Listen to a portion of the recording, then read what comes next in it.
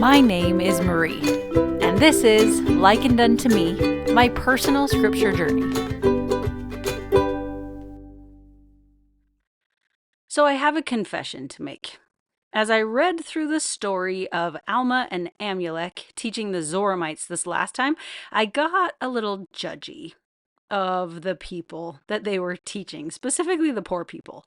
So as Alma and Amulek are teaching on a hill, the hill Oneida, a group of poor people come and they have a question for Alma.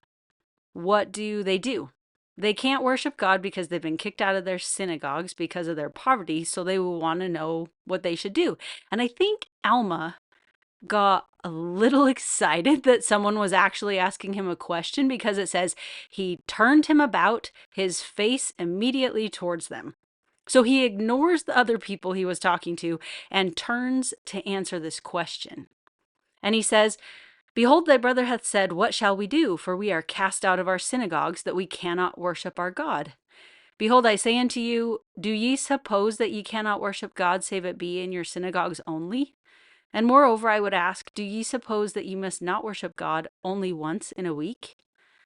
And I kind of scoffed at this when I read it, thinking, duh, for real, why in the world would you think you could only worship God in a synagogue? And then a thought popped into my head, and it had to be the Spirit.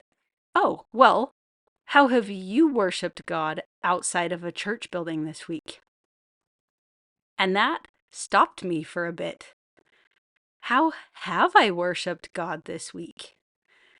And then following that, a scripture popped into my head, and it's one that Alma says at the end of this sermon to the poor Zoramites.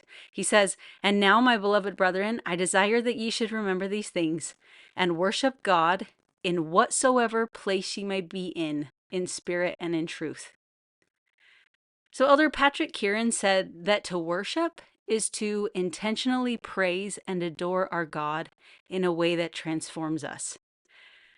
Is that what I do? Do I intentionally praise and adore God? Is that what I do even when I am in church? And what about when I'm not in church? So it seems that worshiping is more than just an action. It's more than just checking off a box. Nephi said, "Christ is the Holy One of Israel. Wherefore you must worship him.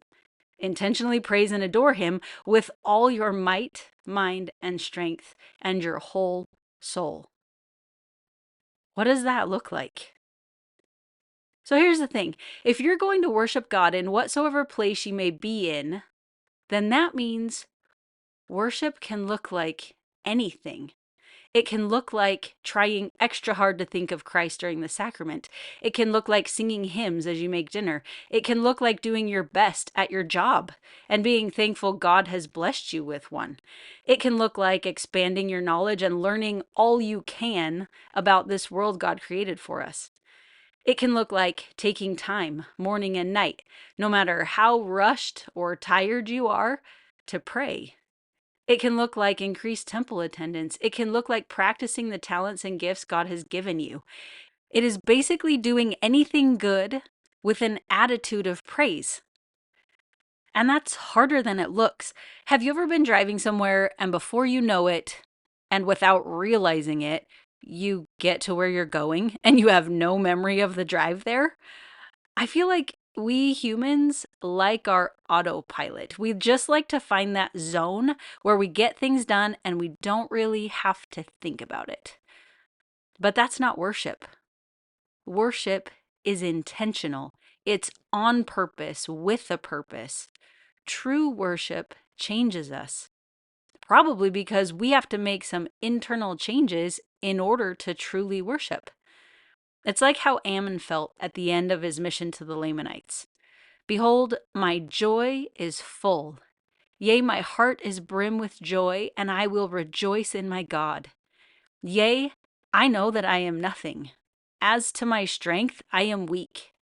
Therefore, I will not boast of myself, but I will boast of my God, for in his strength I can do all things. Yea, behold, many mighty miracles we have wrought in this land, for which we will praise his name forever." There are so many reasons to praise and adore God, and they are found everywhere in life.